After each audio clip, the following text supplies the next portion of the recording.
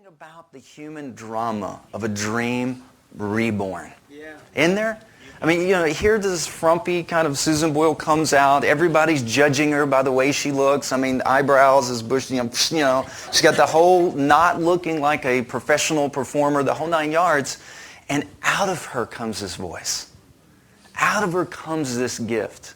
And one of the things I love about it the most is I'm going to rock this crowd. I mean, she's got the attitude. I mean, she has the eye of the tiger before she's going to go on. I mean, she has no doubt. She doesn't care.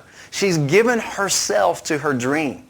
And she's completely sold out on the possibility that she could be voted 3 yeses.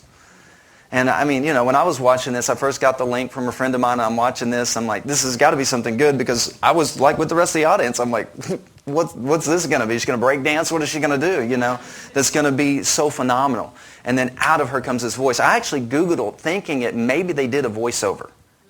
Because I was like, this must be fake. This doesn't match up. And how many of you sometimes feel like the dream that is inside of you doesn't seem like at the moment it's matching up with where you are right now? There's something inside of you that wants to come out that doesn't match up with the way you think you look right now, the way you look financially, the way you look spiritually, emotionally, or whatever that may be. Yet that gift's on the inside there. And guys, that's what we're going for. We're going for that juice because that's what God has wonderfully created on the inside of you. The gift that only you can bring. John Eldredge says it this way. He says, God is fully glorified when a man or woman become fully alive. You were made in the image of God. And His greatest glory is for you to manifest the full image of your destiny, of your purpose, and of your passion. My number one goal in being here is if I could leave on Sunday afternoon and after the second service and you say, I know my passion. I'm going to be like Susan Boyle. I'm going to show up on the stage. I'm not going to be denied. I'm going to rock that crowd. If you can have that level of fire and tenacity about your passion and purpose, then Melbourne isn't going to be the same. The house of prayer is not going to be the same. Your life, your destiny, your inheritance, your everything, your family lineage will not be the same.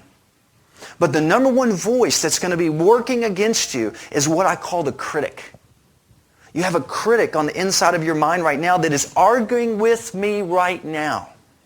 I can almost 100% guarantee, at times, if not at this moment, because we come out of a high of watching Susan Boyle, but there's going to be a little voice. Whenever you see me do this, I'm referring to the little voice, the critic that says, no way, Bruce. No way. Maybe in high school, maybe in college, maybe 10 years ago. No way, Jane. Is that right? Jaylene. No way. No way. And that's the voice that we want to silence. That tiger, as she was singing about, that comes in the night, that tries to steal the dream that was there, that tries to blame it on God. I thought God would be forgiving in the song. Well, He is, isn't He? So let's look at this again. You're here, so deal with it. So we're going to deal with it this weekend, all right? And not just deal with it like, I'll just deal with it. This is where it is. Get over it. No, we're going to deal with where you're at right now. And we're going to go to where you should be. And we're going to cross that chasm and get to that place. And I want to encourage you, when the first slide, you don't have to go back to it, but the first slide said, be as a kid.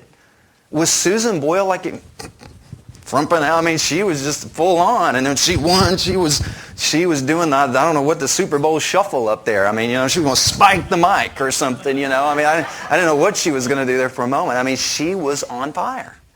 And so with the level of that you can come into this, the easier it will be. The critic's going to try to prune you up like a prune and get you to shrink back in. Okay? I want to see you come out. Okay? I want to see all of you, Anthony, all of you this weekend. Not the part that's a good-looking man and the smile and the goatee. I want to see all of Anthony play full on this weekend. Does that make sense? So if you could go to the next slide. Alex, thank you guys for doing such a great job.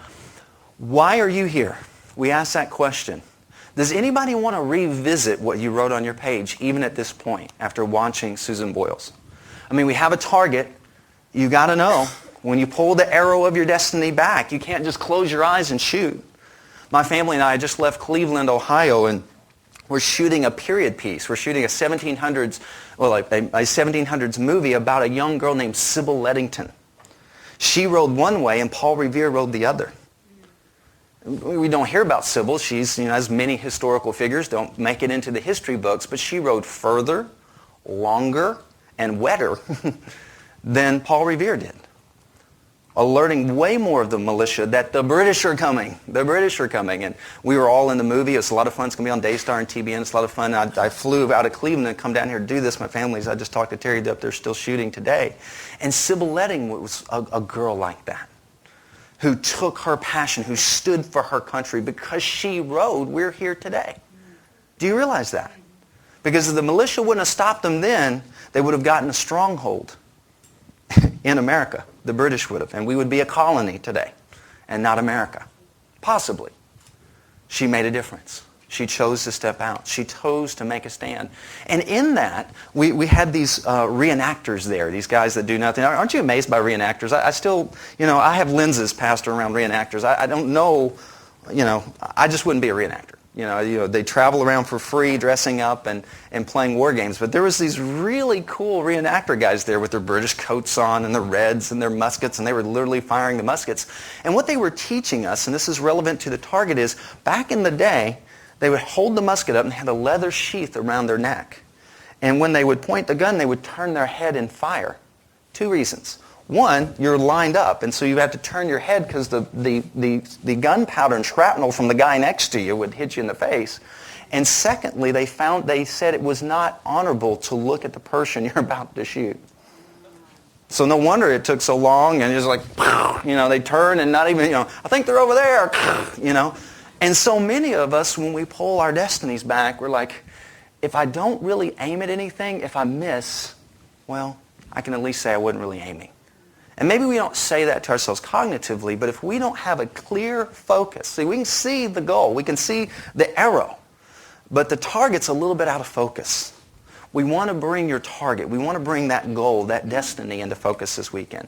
And we want it to be risky. We have some blocks tilting over there a little bit, when you start stacking up your dream, family, and then finances, and then spirituality, which probably should be at the bottom, all of these things, sometimes it starts getting a little teetery, doesn't it? One block slides, the family block begins to move, so the financial block and the time block, and it seems like we're constantly trying to get these blocks. It's like playing Jenga, and people keep pulling pieces out on us, when the boss pulls the job out, and the government increases the taxes, and, whatever's happening, pieces, and you can't touch it, and it's, you're playing that game. So playing this game is a little bit risky, but I want you to be realistic when you set your goal. You can do it. You can climb that ladder. And guess who's at the top? God. He's got a hand down there, and he's waiting to pull you up. So as you think about your goal, I want you to revisit it for a few moments, and I want it to be realistic yet risky. Risky enough that when you write it down on your piece of paper, or if what you wrote is risky, you do get that little gut feeling, just like Susan Boyle felt. You see when she came off the stage? She was about to lose her legs, wasn't she? Because she had burnt through so much adrenaline, so much of herself was spent. She gave it all. And when she walked off the stage, she was almost nothing left, right? So having that level of, okay, yeah, I'm going to have to play at that level. I'm going to have to risk and go out and play where maybe there's days that I just give it all and it doesn't feel like I have anything left. That level. But realistic enough that you can get there. Yes, with God's help. Yes, with all of the things that pastor's helping you with and this seminar and all those things, but realistic enough. An example, if you're making $1,000 a week, and what I'd like for this goal to be, let me revise it a little bit, a 90-day goal. Something you feel you can do within the next 90 days. Let's take it up a notch. How about that? In the next 90 days, something you can do. Risky, but realistic. So we've already done one great thing. We put a timetable on it. In 90 days, I want you to write a goal that you can bring into view that's risky enough you'd have to be Susan Boyle getting on the stage. But realistic enough that you've sung before. You know how to do the mechanics of what you're doing. It's not, I'm an auto mechanic today and I want to be a doctor in 90 days. That's not realistic. At least you're not going to operate on me.